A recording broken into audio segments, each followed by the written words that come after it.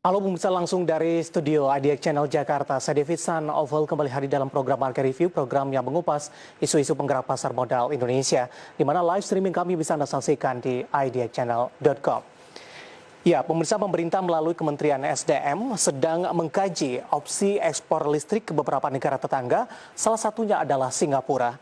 Upaya ekspor listrik ke Singapura dilakukan dengan menyambungkan listrik melalui Asian Grid dari Sumatera ke Malaysia. Pemerintah melalui Kementerian ESDM mencoba menangkap peluang untuk mengekspor listrik ke negara tetangga yakni ke Singapura seiring adanya kondisi kelebihan pasokan listrik. Sebelumnya, Menteri ESDM Arifin Tasrif menyebut upaya untuk ekspor listrik sedang dikaji oleh pemerintah. Adapun sasarannya adalah Singapura dengan menyambungkan listrik melalui Asian Grid dari Sumatera ke Malaysia. Hanya saja upaya tersebut dinilai tidak mudah terwujud. Direktur Eksekutif Institute for Essential Service Reform atau IESR, Fabi Tumiwa menilai ekspor listrik sebenarnya dimungkinkan terjadi, namun kecenderungannya terbatas, terlebih jika ekspor listrik dilakukan pada listrik yang bersumber dari pembangkit listrik tenaga uap atau PLTU. Menurut Fabi, negara-negara Asia Tenggara seperti Malaysia dan Singapura kemungkinan lebih memilih impor listrik dari energi terbarukan daripada listrik yang berasal dari PLTU yang berbasis batu bara. Alhasil, jika ekspor listrik terjadi pada segmen waktu tertentu, kegiatan tersebut diperkirakan tidak berlangsung secara berkelanjutan. Alih-alih mengekspor, Indonesia sudah lebih dulu melakukan impor listrik dari Sarawak, Malaysia. Hal ini terlihat dari realisasi impor listrik Indonesia yang tercatat sebesar 0,54% pada tahun 2020. Rasio impor listrik merupakan indikator yang mengukur tingkat kemandirian ketenaga listrikan di Indonesia. Direktur Jenderal Ketenaga Listrikan Kementerian ESDM Rida Mulyana menjelaskan, sebagian listrik yang dikonsumsi di Indonesia didatangkan dari luar negeri. Listrik dari Malaysia tersebut disalurkan ke sebagian wilayah Kalimantan Barat. Adapun proses impor listrik tersebut melalui kerjasama bilateral business to business yang bersifat korporasi antara PT Perusahaan Listrik Negara Persero dengan perusahaan listrik asal Malaysia SESCO. Berbagai sumber IDX Channel. Ya, pemirsa, di awal pekan ini Market Review akan membahas topik yang menarik. Kali ini Indonesia siap ekspor listrik. Ini terkait juga dengan rencana pemerintah untuk melakukan ekspor listrik, di mana untuk dari posisi energi listrik Indonesia dinyatakan saat ini dalam kondisi surplus. Dan untuk membahasnya, saat ini kami sudah terhubung bersama dengan Bapak Fabi Tumiwa yang merupakan Direktur Eksekutif IESR. Kita akan langsung sapa saja. Pak Fabi, selamat pagi. Apa kabar, Pak? Halo Pak Fabi, selamat pagi. Selamat pagi. Apa kabar Pak Fabi? Baik, baik. Terima kasih Pak Fabi sudah meluangkan waktu di IDX Channel. Pak Fabi, langsung saja kita mulai Pak. Bagaimana tanggapan Anda terkait dengan rencana dari pemerintah dalam hal ini Kementerian SDM untuk melakukan ekspor listrik, terutama ke negara tetangga Singapura, di mana tadi dinyatakan kondisi dari listrik Indonesia dalam keadaan surplus saat ini? Ya, sebenarnya kalau kita bicara ekspor listrik itu bukan hal yang baru ya. Kita dalam konteks kerjasama energi ASEAN dan juga dalam rencana dengan ASEAN Power Grid, ekspor impor listrik untuk negara ASEAN itu sudah lama dibahas. Saya kira sudah lebih dari 15 tahun.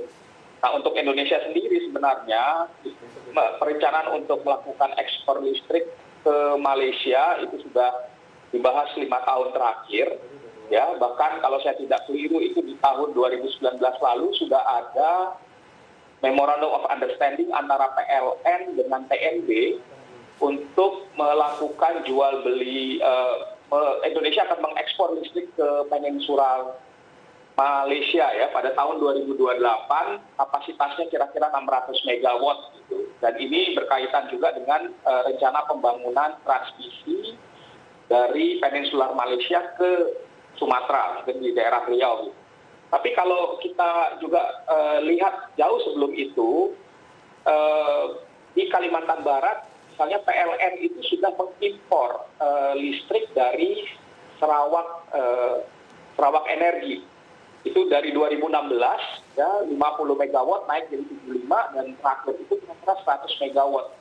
Jadi di Kalimantan Barat kita sudah impor listrik dari Malaysia sebenarnya. Dan salah satu yang menjadi sebab dari impor ini adalah karena harga listrik yang diimpor dari Malaysia itu lebih murah dibandingkan dengan PLN membangkitkan sendiri. Karena kalau PLN membangkitkan sendiri dia harus pakai diesel, pakai PLTG, dan itu harganya lebih mahal. Sementara yang dari Malaysia itu menggunakan PLTA skala besar. Dan memang di Malaysia pada saat itu di Sarawak ada kelebihan pasokan listrik yang kemudian bisa diimpor ke Indonesia. Jadi ekspor impor ini bukan hal yang baru.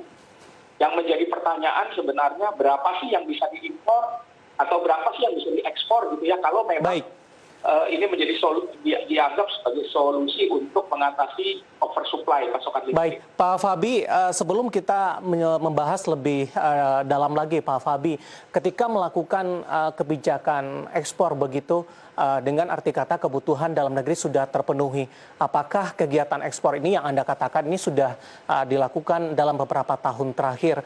Apakah ini cukup relevan? Apakah ini bisa dikatakan sebuah ironi begitu, di mana kebutuhan listrik di dalam negeri belum sepenuhnya terpenuhi?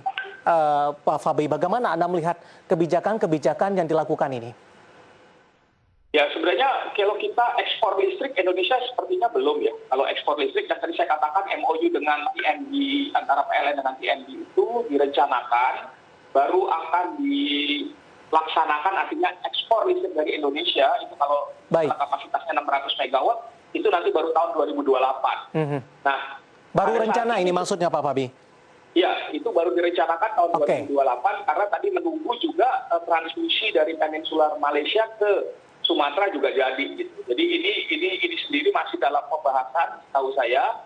Nah, belum sampai kita ekspor listrik sekarang. Nah, tapi kalau dilihat memang yang harus dipahami gini, ekspor listrik itu tidak terjadi terus-menerus dalam 24 jam. Artinya ada kapasitas yang disecure tapi tidak terjadi terus-menerus. Kenapa? Salah satu yang memungkinkan terjadinya ekspor listrik itu kalau ada perbedaan beban puncak, ya. Dan ini menarik ya melihat kasus Indonesia dengan Peninsular Malaysia, Sumatera ya dalam hal ini, karena beban puncak di Sumatera itu terjadi pada pukul 17 sampai pukul 22. Sementara beban puncak di Peninsular Malaysia itu terjadi dari pukul 8 sampai pukul 16. Jadi pada saat beban puncak di Peninsular Malaysia, kebutuhan listrik di sistem Sumatera itu diperkirakan menjadi lebih rendah sehingga mereka punya suplai yang berlebihan. Nah, kalau ada suplai yang lebih, ya, kalau tidak dimanfaatkan, maka PLN sebenarnya harus menanggung biaya untuk operasi pembangkit, ya, karena kalau pembangkit listrik PLTU misalnya itu kalau dibakar ya dia tidak bisa langsung dihentikan. Jadi dengan beban listrik yang lebih rendah di Sumatera, kelebihan dayanya bisa dijual ke Peninsular Malaysia. Jadi itu dijual pada periode beban puncak ya, pada saat Peninsular Malaysia mengalami beban puncak. Sementara di Indonesia ketika beban puncak terjadi, mungkin pasokan listriknya sudah tidak lagi diekspor gitu. Baik, tapi permasalahannya adalah Pak Fabi, ketika tadi Anda katakan ini terjadi oversupply begitu, sementara kebutuhan dari dalam negeri masih belum terpenuhi secara 100%. Apakah kelebihan dari oversupply ini bisa dialihkan kepada beberapa daerah yang kurang dari energi listrik di Indonesia, atau memang lebih bijak kepada untuk melakukan dari sisi ekspor, Pak Fabi? Ya, sebenarnya dua hal ini itu menurut saya tidak terlalu berkaitan ya. Memang benar kita kalau dilihat rasio elektrifikasi kita belum 100%, tapi sebenarnya sekarang udah lebih dari 99%. Dan rasio elektrifikasi yang masih sangat kurang itu di Indonesia bagian timur. Sumatera dan Jawa itu praktis relatif rasio elektrifikasinya di atas 98% lah kira-kira, dan ini tidak menjadi masalah. Lalu kemudian dari sisi kapasitas pasokan yang saya katakan tadi, kondisi oversupply itu Sumatera punya risk margin yang cukup tinggi, ya, dan juga Jawa juga begitu.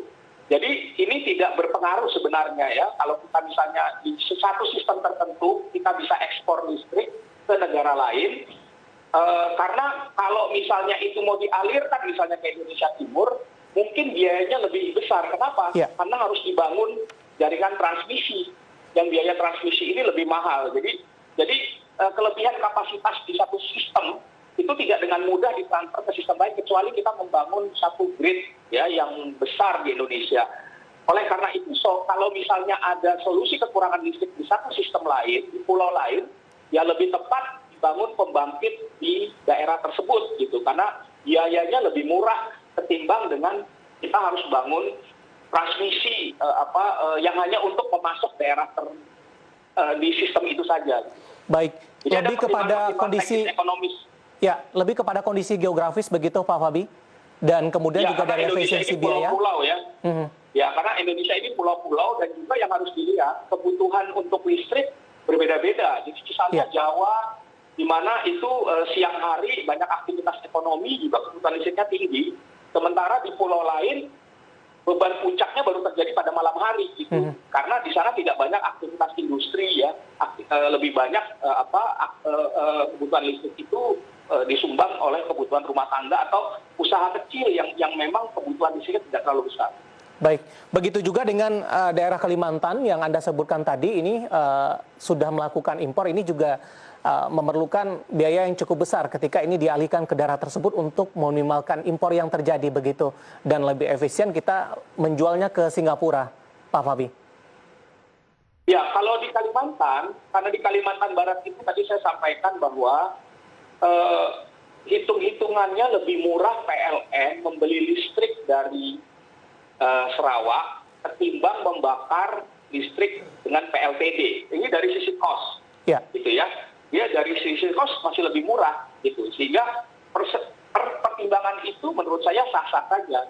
Memang kalau kita lihat sistem Kalimantan itu belum tersambung untuk semua provinsi. Jadi Kalimantan Barat, ya, Kalimantan Selatan, Kalimantan Tengah, Kalimantan Timur, Kalimantan Utara itu belum tersambung dengan satu gridnya, masih belum interkoneksi seperti misalnya di Sumatera atau di Jawa, ya. Jadi dan harus diingat juga bahwa saat ini ada rencana untuk membangun PLTA skala besar di Kalimantan Utara, dan kalau misalnya ini dilakukan bersamaan dengan pembangunan interkoneksi sistem Kalimantan, maka mungkin pada satu waktu kita nggak lagi perlu impor listrik dari Sarawak. Gitu.